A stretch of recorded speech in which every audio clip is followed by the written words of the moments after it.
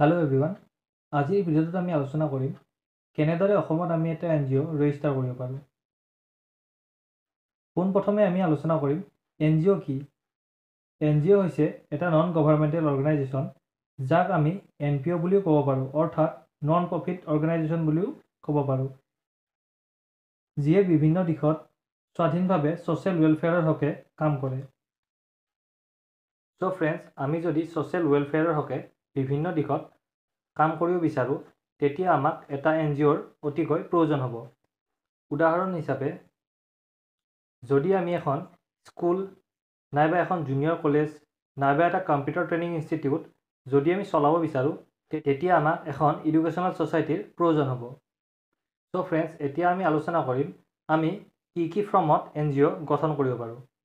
প্ৰথমতে আমি NGO as a society form কৰিব পাৰোঁ, য'ত আমাক 7জন মেম্বাৰৰ প্ৰয়োজন হ'ব। তাতে এজন প্ৰেছিডেণ্ট, এজন ছেক্ৰেটাৰী, এজন ট্ৰেজাৰাৰ আৰু ভাইচ প্ৰেছিডেণ্ট আৰু বাকী 3জন মেম্বাৰ হ'ব। অৰ্থাৎ আমাক ছ'চাইটি ৰেজিষ্ট্ৰেশ্যন কৰিবলৈ অতি কমেও 7জন মেম্বাৰৰ প্ৰয়োজন হ'ব। দ্বিতীয়তে আমি NGO এজ এ ট্ৰাষ্ট ৰূপেও ফৰ্ম কৰিব পাৰোঁ, য'ত আমাৰ 2জন মেম্বাৰেৰে এটা ট্ৰাষ্ট ফৰ্ম কৰিব পাৰোঁ। তাৰ পাছত তৃতীয়তে আমি এজ এ ছেকশ্যন 8 কোম্পানী ৰূপেও এটা NGO ফৰ্ম কৰিব পাৰোঁ, য'ত আমাৰ 2জন ডাইৰেক্টৰৰ প্ৰয়োজন হ'ব। ফ্ৰেণ্ডছ, আজিৰ ভিডিঅ'টোত আমি অনলি ছ'চাইটি ৰেজিষ্ট্ৰেশ্যনৰ বিষয়ে আলোচনা কৰিম। তাৰ পাছত আমি অন্য ভিডিঅ'ত ট্ৰাষ্ট আৰু ছেকশ্যন 8 কোম্পানীৰ বিষয়ে আলোচনা কৰিম। এতিয়া আমি চাম অসমত ছ'চাইটি ৰেজিষ্ট্ৰেশ্যনৰ বাবে আমাক কি ডকুমেণ্টছৰ প্ৰয়োজন হ'ব।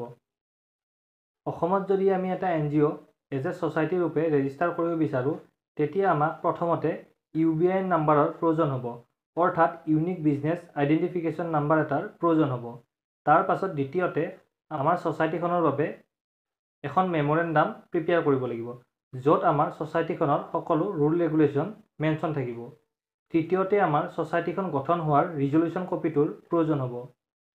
আৰু চতুৰ্থতে আমাৰ ছ'চাইটিখনৰ ৰেজিষ্টাৰ্ড অফিচ ৰিলেটেড ডকুমেণ্টছ এটাৰ প্ৰয়োজন হ'ব, অৰ্থাৎ যদি আমাৰ ছ'চাইটিখনৰ ৰেজিষ্টাৰ্ড অফিচটো ছ'চাইটিখনৰ নিজৰ মাটিত বনোৱা হৈছে, তেতিয়া ছ'চাইটিখনৰ লেণ্ড ডকুমেণ্টছৰ প্ৰয়োজন হ'ব।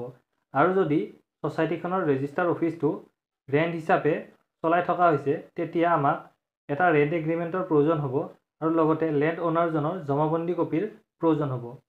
তাৰ পাছত আমাৰ ছ'চাইটিৰ প্ৰেছিডেণ্ট আৰু ছেক্ৰেটাৰীৰ ফটোৰ প্ৰয়োজন হ'ব।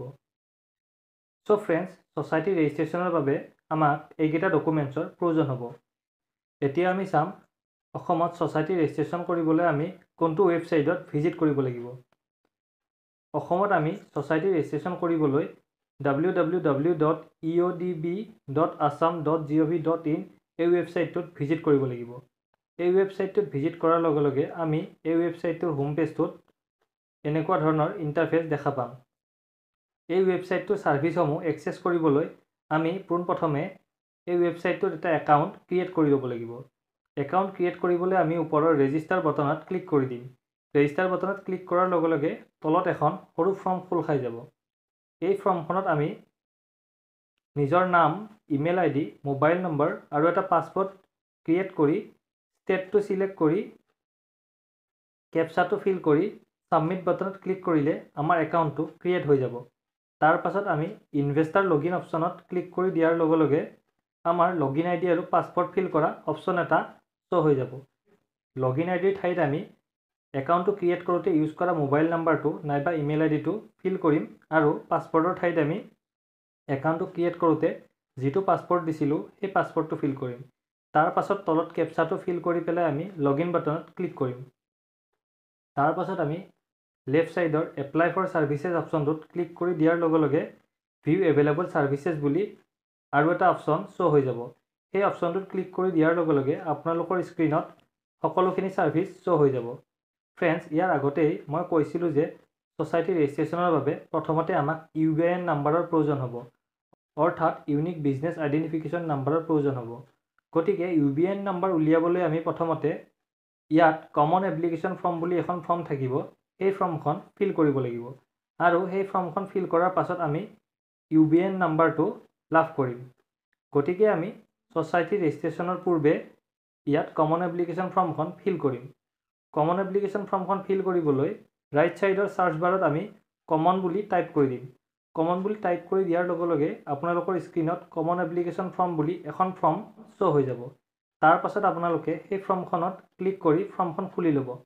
ফৰ্মখন খুলি তাতে বিচৰা তথ্যসমূহ আপোনালোকে ফিল কৰি দিব আৰু বিচৰা ডকুমেণ্টছখিনি ফিল কৰি ছাবমিট বাটনত ক্লিক কৰি দিব। ছাবমিট বাটনত ক্লিক কৰাৰ লগে লগে আপোনালোকে কিছু সময়ৰ পাছত এটা UBIN নাম্বাৰ লাভ কৰিব আৰু সেই UBIN নাম্বাৰটোৱে আমাৰ ছ'চাইটি ৰেজিষ্ট্ৰেশ্যনত প্ৰয়োজন হ'ব। UBIN নাম্বাৰ লাভ কৰাৰ পাছত আমি আকৌ আমাৰ একাউণ্টটো লগইন কৰি একেদৰে এপ্লাই ফৰ ছাৰ্ভিচেছ অপশ্যনত গৈ ভিউ এভেইলেবল ছাৰ্ভিচেছত ক্লিক কৰি চাৰ্চ বাৰত গৈ ৰেজিষ্ট্ৰেশ্যন অফ ছ'চাইটিজ বুলি চাৰ্চ কৰিম।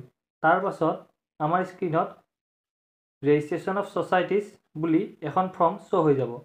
তাৰ পাছত আমি সেই ফৰ্মখনত ক্লিক কৰি ফৰ্মখন খুলি ল'ম আৰু তাতে বিচৰা গোটেইখিনি তথ্য ফিল কৰি বিচৰা ডকুমেণ্টছখিনি আপলোড দি ফাইনেল ছাবমিট কৰিম। তাৰ পাছত আমি এটা এপ্লিকেশ্যন ৰেফাৰেঞ্চ নাম্বাৰ পাম, যিটো ৰেফাৰেঞ্চ নাম্বাৰ আমি ট্ৰেক কৰি পেলাই আমাৰ এপ্লিকেশ্যনখন কিমান আগবাঢ়িছে আমি চাব পাৰিম। চ' ফ্ৰেণ্ডছ, আজিৰ ভিডিঅ'টোত আমি আলোচনা কৰিলোঁ কেনেদৰে আমি অসমত ছ'চাইটি এখন ৰেজিষ্টাৰ কৰিব পাৰোঁ।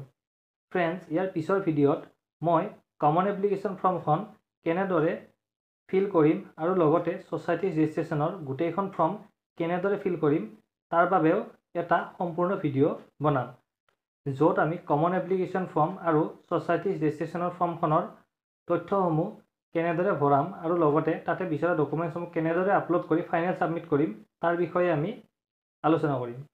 ফ্ৰেণ্ডছ, আপোনালোকে যদি এখন ছ'চাইটি অতি কম সময়ৰ ভিতৰত গোটেই ডকুমেণ্টেশ্যন প্ৰিপেয়াৰ কৰি ৰেজিষ্টাৰ কৰিম বুলি ভাবি আছে, তেন্তে আপোনালোকে আমাৰ সহায়তো এই গোটেইখিনি প্ৰক্ৰিয়া কৰিব পাৰে।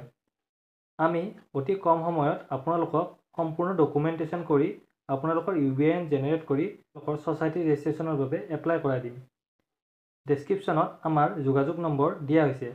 ছ'চাইটি ৰেজিষ্ট্ৰেশ্যন সম্বন্ধে যিকোনো ধৰণৰ সহায়ৰ বাবে আপোনালোকে আমাক যোগাযোগ কৰিব পাৰে। চ' ফ্ৰেণ্ডছ, আজিৰ ভিডিঅ'টো আমি ইমানতে সামৰণি মাৰিছোঁ।